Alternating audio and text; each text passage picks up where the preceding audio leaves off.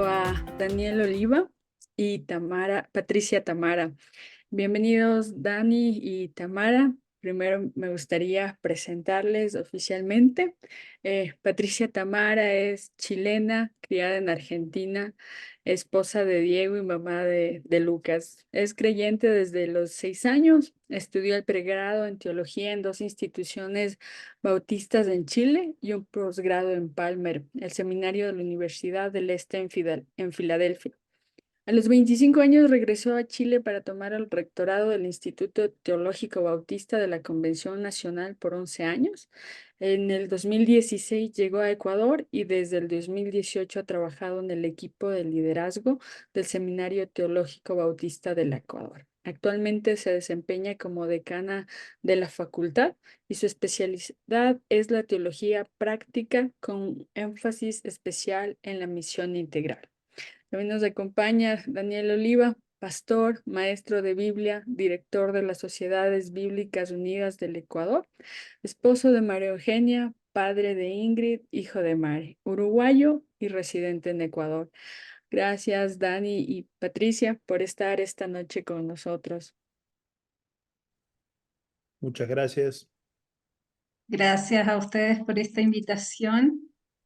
Gracias por aceptar nuestra invitación, especialmente en este tema que nos trae justo que queremos hacer una conmemoración al 8 de marzo, ¿no? Y este tema se trata de mujer, fe y los desafíos actuales. Desde la iniciativa de iglesias con la niñez, una iniciativa de las oficinas de World Vision, Ecuador y Bolivia, estamos interesados en promover esto desde nuestro liderazgo, desde nuestras iglesias, desde nuestras comunidades de fe.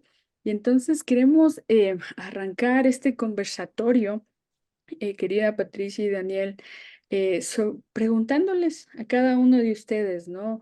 ¿Qué desafíos tienen las mujeres en su fe hoy en día, especialmente en Latinoamérica? Patricia, empezamos contigo. Bien, bueno, buenas tardes. Muchas gracias, como dije antes, por esta invitación. Para mí es un honor poder estar con ustedes. Y en relación a esta pregunta, a mí me gustaría en primera instancia sentar ciertos parámetros básicos en relación a el génesis, al origen de la mujer, al origen de la humanidad, porque de pronto eso se nos olvida, lo olvidamos súper fácil y nos enroscamos en peleas aquí y allá, pero nos olvidamos del origen propiamente. Entonces, me gustaría sentar por lo menos tres premisas que me gustaría, de las que me gustaría hablar. Y que en muchas ocasiones leemos desde nuestros lentes, desde nuestra cultura, y desde nuestro punto de vista, la Biblia, y no escuchamos lo que Dios tenía en mente al momento de hacernos pasar su palabra. Entonces, me gustaría primero ir al Génesis 1, el versículo 26, un versículo muy conocido para todos, y voy a leer en nuestra Biblia sagrada, el texto sagrado de los evangélicos, eh, de la Reina Valera. Yo sé que aquí estoy frente a un biblista nato, entonces, pero quisiera leer porque es la Biblia con la que casi todos estamos familiarizados. Y dice así, dice, entonces dijo Dios, hagamos al hombre a nuestra imagen conforme a nuestra semejanza. Vamos a leer hasta ahí y nos vamos a saltar hasta el 27 y dice, y creó Dios al hombre a su imagen, a imagen de Dios lo creó, varón y hembra los creó. Para empezar ahí, que ya dijimos, esta es una versión de la Biblia que es muy común en nuestra idiosincrasia, dice, creemos al hombre, cuando en realidad debiera decir, creemos al ser humano o creemos a la humanidad. ¿ya? Sin decir hombre, porque en general asociamos hombre al hecho de que sea varón. Y en cierto modo, en el 27 dice, y creo, a imagen de Dios lo creó, varón y hembra lo creó. Ahí hace la distinción. Pero en nuestra versión castellana de Reina Valera, lo traducimos como hombre y en realidad debiera ser, creemos a la humanidad, varón y hembra a imagen de Dios. ¿Ya? Primero eso, dejémoslo como sentado. Segundo, otra cosa que siempre se habla en relación a la creación de la mujer es que se dice que se sacó de la, no se dice, la Biblia lo dice, que entró al varón, lo hizo caer en un sueño profundo. Esto está en Génesis 2, 18 en adelante, dice, y dijo Jehová Dios, no es bueno que el hombre esté solo, haré ayuda idónea para él. Y Jehová Dios formó pues de la tierra toda bestia del campo. Nos saltamos. Dice el 21, entonces Jehová Dios hizo caer sueño profundo sobre Adán y mientras éste dormía, tomó una de sus costillas y cerró la carne en su lugar y de la costilla que Jehová Dios tomó del hombre, hizo a la mujer y la trajo al hombre. Y el hombre feliz y contento la recibió, ¿verdad? Em, este versículo muchas veces lo tomamos para decir el hombre es, fue creado primero y la mujer fue creada después, haciendo hincapié en que fue creado primero y que la mujer fue después. Por lo tanto, la mujer tiene menos autoridad que el hombre. Cuando en este versículo lo que podemos leer es que, de acuerdo a las culturas y a los mitos religiosos de la época, en muchas de estas religiones, incluso ya en la filosofía griega un poco más tarde, se creía que la mujer había sido creada de un elemento diferente al varón. Por lo tanto, la mujer era o tenía un valor menor que el varón, ¿ya? Mientras que aquí la Biblia nos dice el varón o que la mujer fue creada de la costilla del varón, dando a entender justamente ese mismo material con lo que está hecho el varón, está hecha la mujer. Entonces ya ahí quitamos ese otro mito respecto de la Biblia. Y como tercera premisa que me gustaría considerar es lo que leímos antes en el 18 y dice, y dijo Jehová Dios, no es bueno que el hombre esté solo, le haré ayuda idónea para él. ¿Ya? Cuando nosotros pensamos en ayuda idónea en relación hombre versus mujer, siempre pensamos en qué. Pensemos en nuestras casas o pensemos dónde estamos. ¿Quién es el que lleva el liderazgo? ¿Quién es el que toma las decisiones en esta ayuda idónea? ¿Sí o no? Que generalmente es el varón, ¿cierto? Si pensamos en una empresa, por ejemplo, el gerente general es el varón y su asistente, ¿quién es? Una secretaria, una mujer. Un médico. El médico es el varón, la enfermera es su asistente. ¿Ya? Y así en el hogar. El varón es el que trae la comida a la casa, la mujer es la que le ayuda, ¿ya?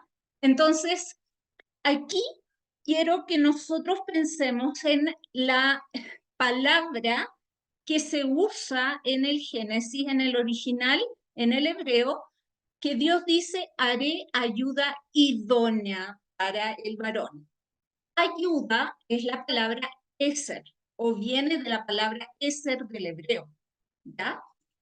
Esta palabra es utilizada unas 13, 14 veces, quizás 19, he escuchado por ahí que fue utilizada. Yo creo que Daniel sabe más al respecto, ¿cierto, Daniel? esta palabra es utilizada una cierta cantidad de veces en el Antiguo Testamento, en el hebreo. De esas veces, una es utilizada para la mujer.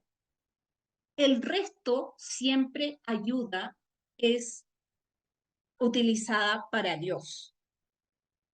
¿Ya? Entonces, cuando nosotros pensamos en Dios como nuestra ayuda, pensamos en este concepto del que pensamos de la mujer, pensando que Dios es nuestro asistente, que Él está para seguir nuestras órdenes, etcétera, etcétera. En donde está la palabra Eser, está Eben Eser. ¿Les suena esa palabrita? Eben Eser significa roca de mi salvación, roca de mi rescate, roca de mi ayuda, ¿ya? Y es aplicada a Dios. Entonces, si consideramos que la mujer fue hecha ayuda idónea para el varón, ¿por qué no consideramos a Dios como ayuda también? De la misma manera que utilizamos la palabra ayuda a la mujer.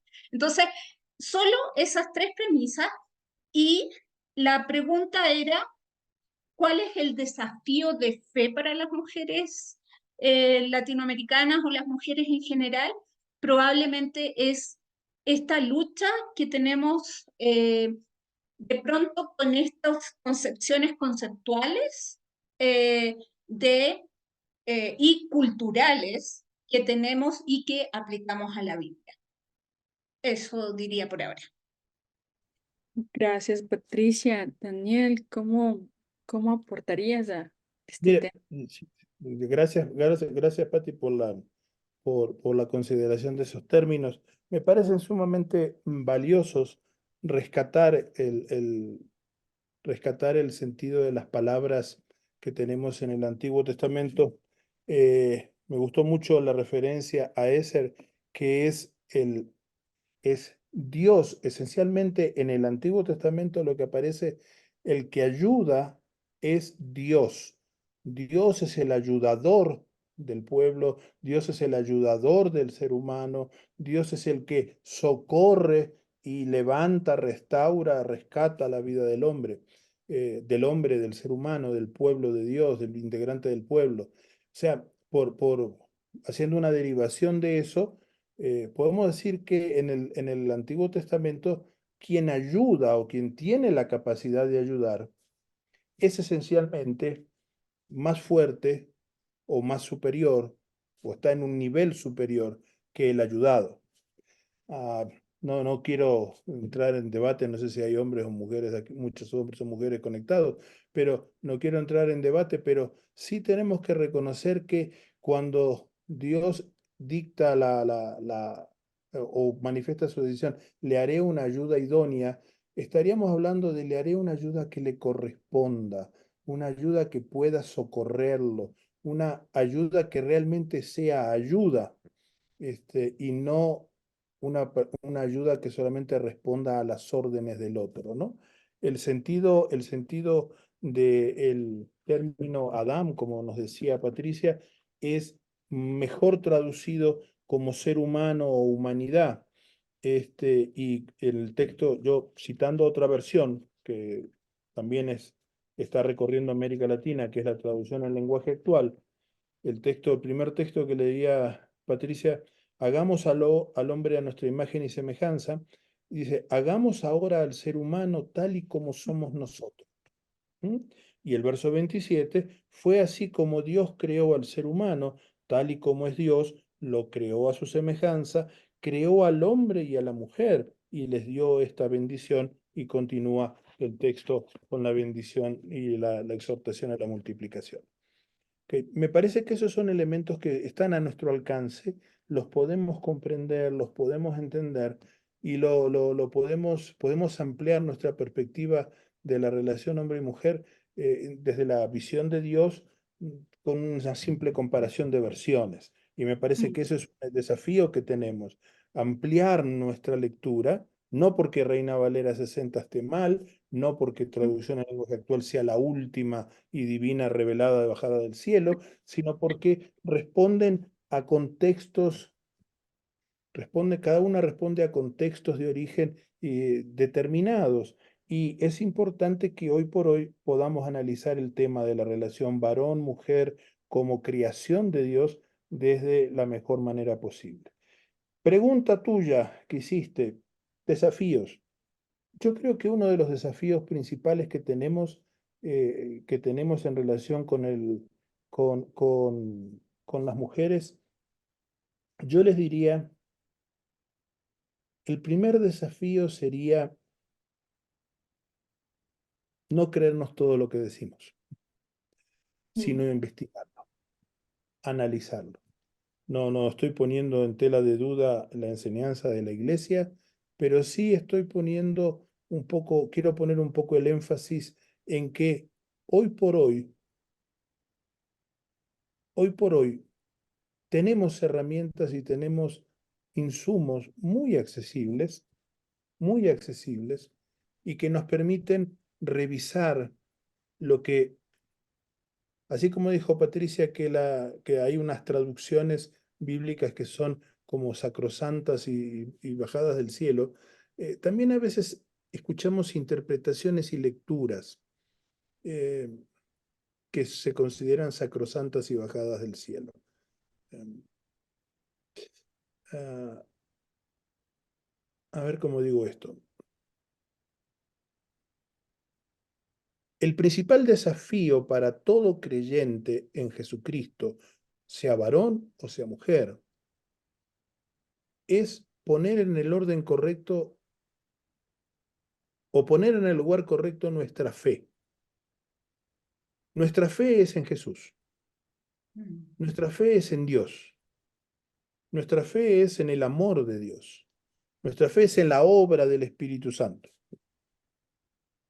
Todas las otras cosas que tenemos a nuestro alrededor, desde las enseñanzas eclesiales hasta las traducciones bíblicas, no son objeto de fe. El que nos salva es uno solo, desde la perspectiva, y yo lo digo, vos me presentaste como pastor, yo soy pastor evangélico. Desde la perspectiva de la teología evangélica, la salvación se alcanza solamente por poner nuestra fe en Jesús. Todo lo demás, todo lo demás está sujeto a análisis. ¿Mm? Está sujeto a análisis. Mucho más la palabra y la enseñanza de quienes lideramos las iglesias. Creo que el primer desafío, uno de los desafíos con el que podríamos empezar es precisamente abocarse al análisis serio, que no necesita mayor trabajo, sino necesita tener una disposición a seguir la pista, como lo hizo muy bien, y muy bien analizado lo que hizo Patricia, seguir las pistas con la ayuda de personas como Patricia, con la ayuda de personas que pueden brindar acceso a las escrituras, seguir la pista de cuál es el sentido de los textos. Y ahí vamos a encontrar que el sentido de los textos, reflejo de la voluntad inicial de Dios y permanente de Dios, es que hombre y mujer, varón y mujer, son iguales en esencia, y en ambos dos se refleja la misma identidad, la misma semejanza, el mismo ser igual y como a Dios. Entonces, en ese punto, creo que es lo primero que yo sacaría como una conclusión de desafío. Gracias, Daniel y Patricia. Y me encanta que ustedes partan desde este tema de la igualdad y la semejanza y estos desafíos, ¿no? Patrones culturales, enseñanzas que se vuelven en esta doctrina y que se vuelven en este desafío donde mujeres perdemos nuestro espacio, perdemos la voz y nos encontramos como luchando contra corriente. Y me encanta porque justo dentro del Día de la Mujer nosotros conmemoramos este tema de visibilización de la mujer y ese acceso a derechos como por ejemplo el voto, ¿no? Y me encanta que los derechos sale mucho de este concepto de que somos iguales y somos creados de imagen, de semejanza de Dios, y por eso podemos exigir o tenemos este derecho de poder acceder a las mismas condiciones, por ejemplo, el voto, ¿no? Pero me gustaría preguntarles, dentro de la iglesia, ¿cuál creen que es la mayor invisibilización que recibe la mujer hoy en día, Dani? Si pudieras empezar. Ah, ok, bueno, depende, cuando vos decís dentro de la iglesia, digo, yo ahí sí digo, depende, Depende de la iglesia. depende de la iglesia. Ujú. Exacto. Depende de la iglesia. Yo creo que bueno, en América Latina y Caribeña tenemos multiplicidad de modelos de iglesias, muchos modelos de iglesias, muchas formas de ser iglesia, algunas más tradicionales, algunas más tradicionales, más formales, otras más, digamos, contemporáneas, más dinámicas o más podemos decir, más carismáticas. Depende de los modelos de iglesia. Pero creo que quizás uno de los problemas más fuertes que se enfrenta es el no acceso a la toma de decisiones trascendentales en la vida de las iglesias. Um, Hay una tendencia muy marcada en algunas iglesias que en algunas comunidades de fe, en que la mujer puede participar en ciertos niveles, en ciertos tipos de ministerios y en ciertos niveles y llegar hasta cierto nivel, pero luego ya cuando eh, es, es llegar a posiciones de dirección de la comunidad de fe, eso corresponde a los varones. Em, Se fundamenta, por ejemplo, en que Jesús escogió a 12 hombres masculinos, bien masculinos, para el apostolado, para ser sus primeros discípulos. Pero por otro lado, tenemos textos en el Nuevo Testamento, en los Evangelios, donde aparecen mujeres que están al servicio y que acompañan a Jesús y a los discípulos en todo el trabajo y en toda la gira de predicación. Tenemos mujeres que son testigos de la resurrección, tenemos mujeres bueno, dejo eso para el otro lado, para después. Primero, tenemos mujeres que son compañeros Mm. compañeros, acompañantes de Jesús en la cruz, en la Ujú, crucifixión. Y es interesante que de todos los varones, discípulos varones que hubo, solamente Juan, el más joven, pareciera así, por así decirlo, Juan, hijo de Zebedeo, estuvo al pie de la cruz junto con María y un grupo de mujeres a las que se las nombra aún. Por otro lado, encontramos mujeres como primeros testigos o primeras testigas de la resurrección. De hecho, en Juan capítulo 20 nos encontramos con María de Magdala o María Magdalena, este, que es la que recibe no solo el anuncio de que el Señor ha resucitado, sino que es la primera testigo del que se encuentra con el resucitado y recibe el mandato de ir y anunciar. O sea, recibe, siendo literal con las palabras, recibe la orden de ser una apóstol, una enviada a hablar con los discípulos y comunicarles que él había resucitado. mm, Encontramos a una Febe, por ejemplo, en Romanos capítulo 16, que se la califica como diaconisa de la iglesia de Cencrea, que es la portadora de la carta a la que Pablo escribe a los romanos, y que es la que la ayudaría en la lectura de la carta en la comunidad romana, una comunidad que no la fundó Pablo, por eso hace toda esa presentación que hace en la carta, este, y no es una diaconisa al estilo de lo que consideramos hoy la función del diácono o de la diaconisa, sino era una servidora, una ministra. Diácono es servidor, ministro, en un sentido amplio. Podemos decir que aún mismo el apóstol, que Pablo además de ser apóstol por tener un envío especial, era un ministro, era un diácono, un servidor del Señor hacia las iglesias. Entonces, tenemos testimonios en el Nuevo Testamento de ese quiebre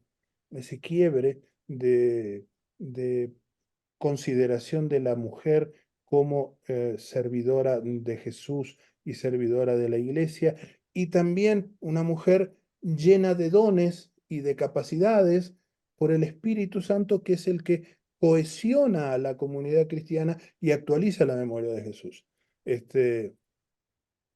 Tenemos la historia, la pareja famosa esta de Priscila y Aquila, o Prisca y Áquila, los nombres pueden tener distintas formas, que aún siendo compañeros de San Pablo, del apóstol Pablo, en Corinto, cuando Pablo ya no está y entra Apolos como gran predicador, están en condiciones de llamarlo aparte, corregirlo, enseñarle la verdad del camino y fortalecer el ministerio del otro. O sea, ese punto de toma de decisiones, de ser parte de, de, de la dirigencia de la comunidad, creo que ese puede ser uno de los puntos más problemáticos todavía hoy. Y gracias, Dani, porque también estás haciendo como una apertura a la siguiente pregunta que vamos a ir, pero no sin antes de escuchar a Patricia, ¿no? Y quizás en unos 3 minutitos para poder seguir avanzando. Eh, Dani, sí, te nos adelantaste a la siguiente, pero está bien. Vamos con Patricia, con su aporte. Sí, bueno, yo estoy totalmente de acuerdo con lo que dice Daniel, y yo creo que yo le agregaría un poco a la invisibilización que la mujer recibe hoy en día, que viene desde nuestro contexto. Eh, y en ese contexto no es solamente la iglesia, sino que muchas veces también es en el hogar, nace desde el hogar el tema.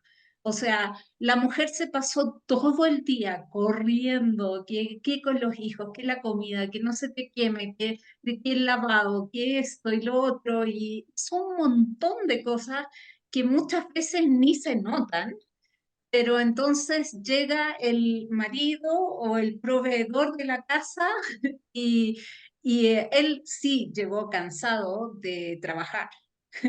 ¿Y qué hizo la mujer durante todo el día? Y eso sin contar de las mujeres que muchas veces también trabajan afuera y tienen que llegar a la casa a seguir trabajando y hacer ese trabajo que muchas veces nadie se da cuenta de que, por ejemplo, la ropa está lavada, está planchada, hay una rica comida, cuando muchos se darán cuenta de que a mí me pasa muy a menudo de que quemo la comida. Entonces, ahí sí se dan cuenta que sí, hay comida.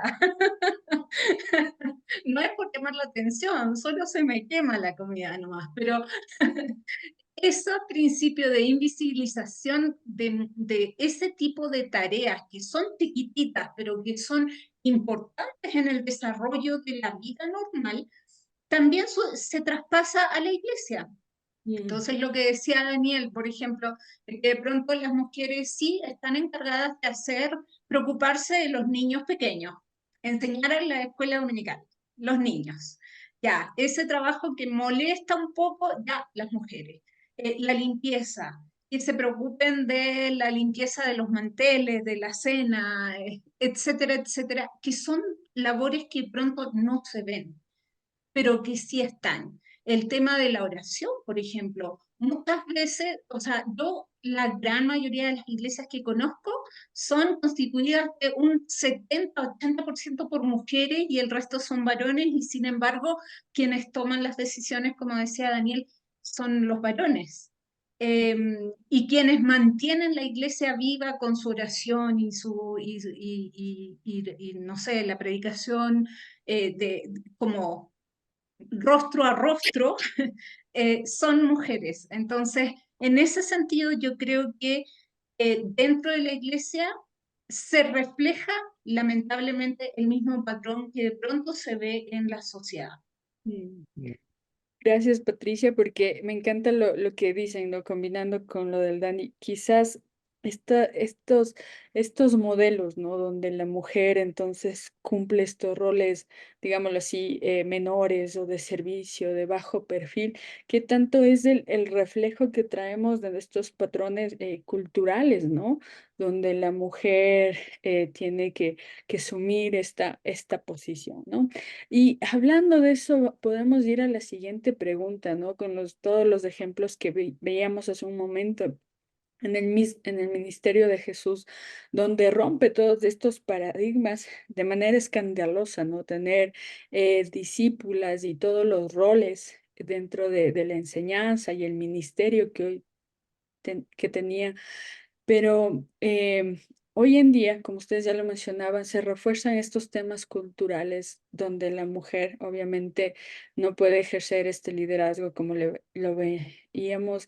Y de hecho se ejerce hasta violencia espiritual, violencia intrafamiliar. Es como que es normal a veces de escuchar dentro. Pero yo les quiero preguntar, ¿dónde creen que la iglesia se desvió del ejemplo de Jesús? ¿Y cómo podríamos cambiar esto? Ahí, Patricia, me gustaría escucharte primero unos 3 minutitos y después Dani y seguimos avanzando con las otras preguntas. Bueno, yo creo que, como lo dijimos desde el principio, ¿cierto? Donde la iglesia se desvía eh, es en olvidarnos lo que originalmente Dios quiere. Originalmente Dios qué quería, la igualdad, quería la semejanza con Él, ni siquiera la semejanza entre nosotros, era la semejanza con Dios. Este modelo perfecto de lo que es una humanidad completa, integral, en relación del ser humano consigo mismo, con su prójimo, con el entorno, con la creación, etcétera, etcétera.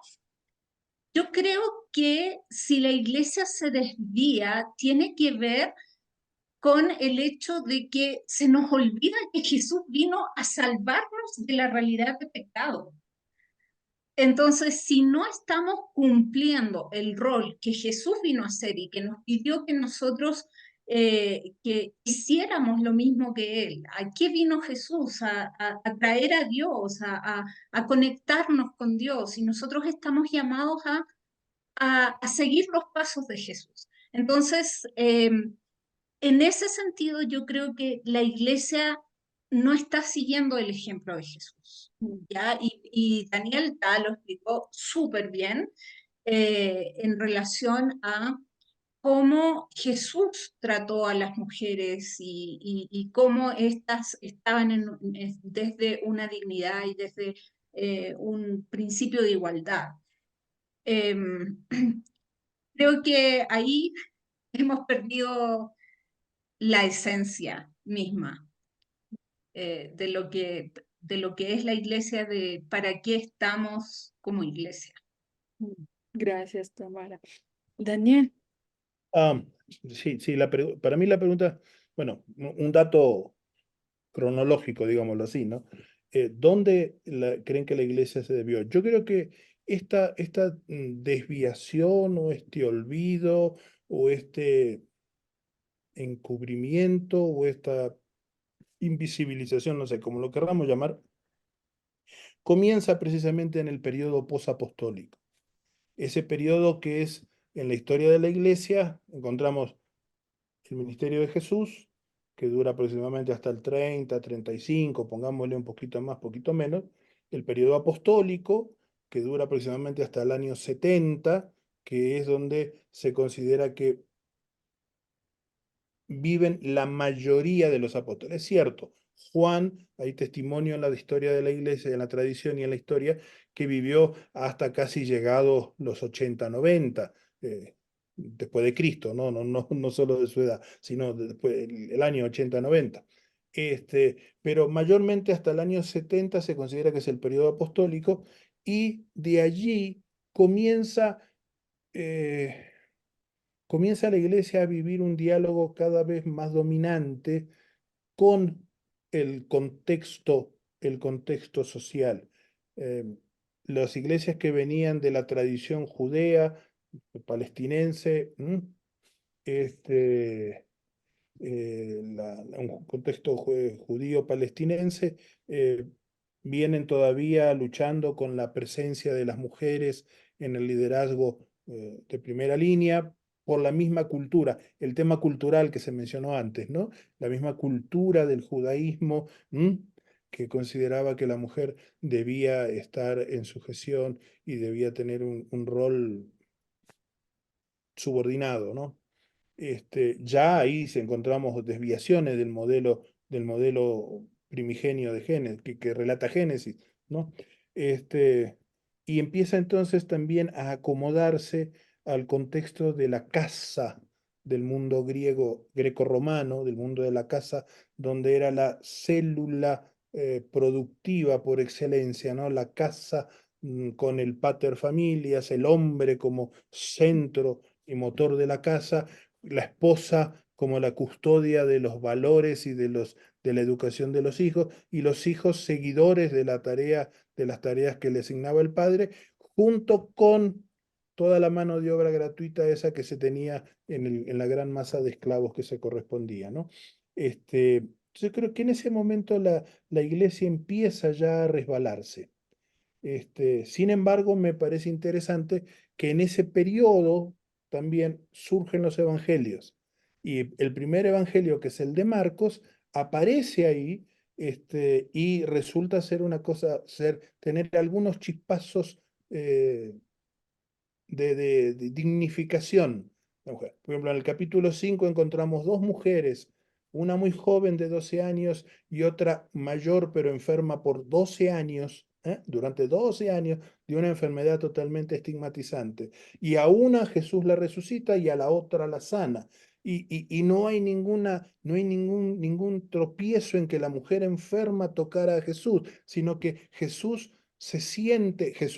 al ser tocado, sale poder de él y sana. Y lo que hace Jesús es visibilizar a la mujer que tuvo fe, Mm. animarla a seguir en la fe y proclamar que esa fe la había salvado. Y la otra es la niña que pertenecía a la estructura religiosa que con 12 años, la hija de un líder, de un dirigente de sinagoga, estaba muerta. O sea, hay un hecho real, un hecho concreto, una niña muerta, una enferma que muere y una mujer enferma que es sanada. Pero si vemos una lectura un poco la lectura simbólica, vemos que la institución que debía dar vida y proteger termina ahogando y matando.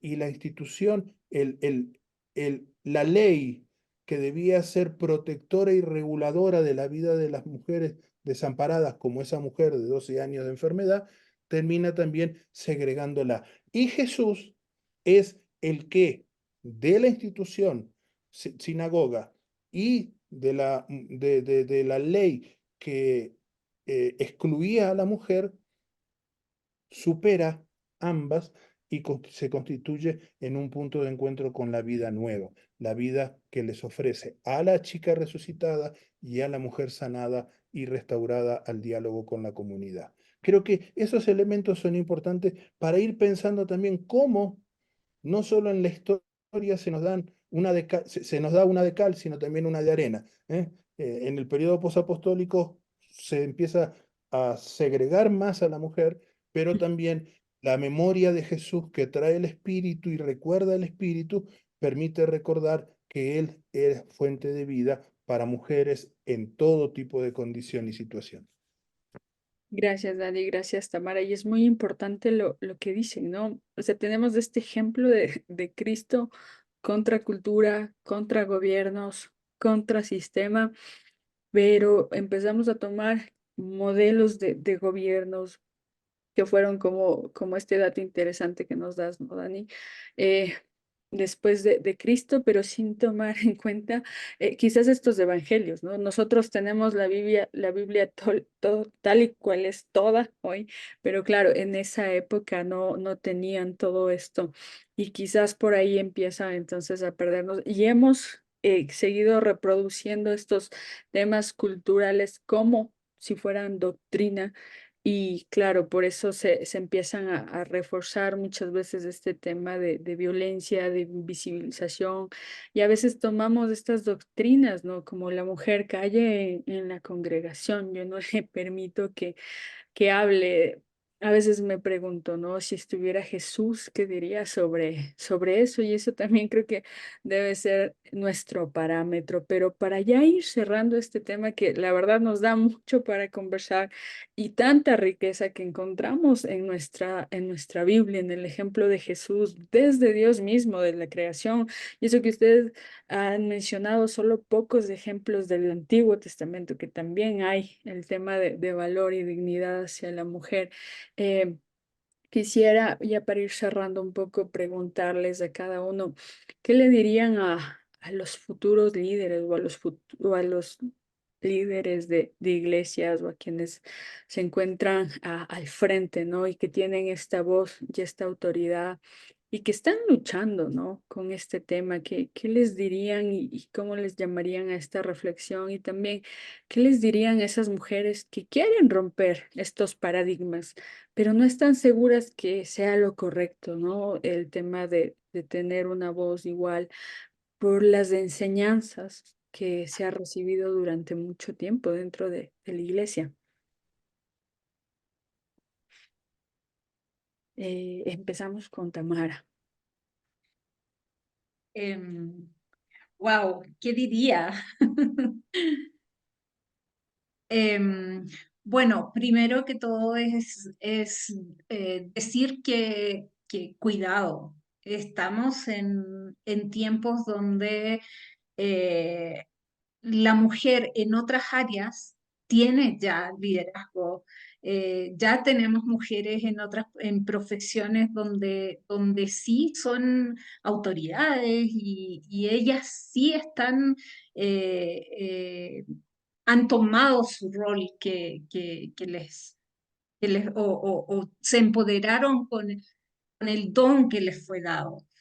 Entonces, si estamos llamados a una nueva generación, tenemos que considerar que van a venir mujeres que también que ya tienen ese empoderamiento desde ya, que no necesariamente han nacido dentro de la iglesia y con todos estos patrones culturales y estos patrones de pronto doctrinales de los que hablábamos. Em, Les diría también a los líderes que es importante hablar del tema, a quienes están luchando ya con esto, que sigan haciéndolo, que sigan hablando sobre estos temas, porque cuando se habla sucede catarsis y esa catarsis puede llevar a otros a pensar. Y, y cuando empezamos a pensar, pueden haber reacciones diferentes. A las mujeres, ¿qué les diría? Anímense, anímense. No es fácil porque estamos luchando contra corriente. Eh, no es fácil porque son ciclos de costumbre. Incluso no es fácil ni siquiera porque sean los varones quienes se oponen. Muchas veces son las propias mujeres que se oponen a que haya mujeres en liderazgo, que haya mujeres en tomas de decisiones y todo eso. Entonces, sí es difícil, pero vienen nuevas generaciones y debemos estar preparadas para eso. Mm. Um, yo solamente les diría a los líderes de esta generación que están luchando sobre el rol de la mujer en la iglesia, pero luchando para entender, para comprender, para profundizar y posibilitar. Espero que sea así, que estén luchando para eso, no para frenarlo, no para contradecirlo. Am, el mismo Pablo, apóstol Pablo, escribe en la carta a los Gálatas en el capítulo 3, verso 24. La ley fue como un maestro que nos guió y llevó hasta Cristo para que Dios nos aceptara por creer en Él. A veces hacemos lecturas muy literalistas de textos que tratamos de rescatar en el afán de ser bíblico y con toda honestidad creo que se lo hace, de volver a rescatar la unidad del texto bíblico y sacar temas y textos del Antiguo Testamento para nosotros. Pero creo que hay un punto que es dirimente, que es donde se parten las aguas, que es Cristo. Punto. Mm. Em, Dios no nos ha llamado a nosotros a ser judíos renovados, nos ha llamado a ser discípulos de Cristo. Verso 26. Ustedes han creído en Jesucristo, capítulo 3, verso 26 de Gálatas, y por eso ustedes son hijos de Dios. Y podríamos decir, son hijos e hijas de Dios. Verso 28. Así que no importa si son judíos o no lo son, si son esclavos o libres, o si son hombres o mujeres, si están unidos a Jesucristo, todos son iguales. Y si están unidos a Cristo, son miembros de la gran familia de Abraham y tienen derecho a recibir las promesas que Dios le hizo. Y entre esas promesas que Dios nos hizo es la promesa de desarrollar, de recibir dones, de recibir talentos, de desarrollar ministerios y de servir a Dios en la totalidad de nuestras vidas. Yo le diría a los líderes y a las lideresas que juntos puedan acercarse a las Escrituras, a revisar, a leer las Escrituras del Antiguo Testamento desde la perspectiva de Jesús y a leer las Escrituras de Hechos en adelante hasta Apocalipsis desde la perspectiva de Jesús.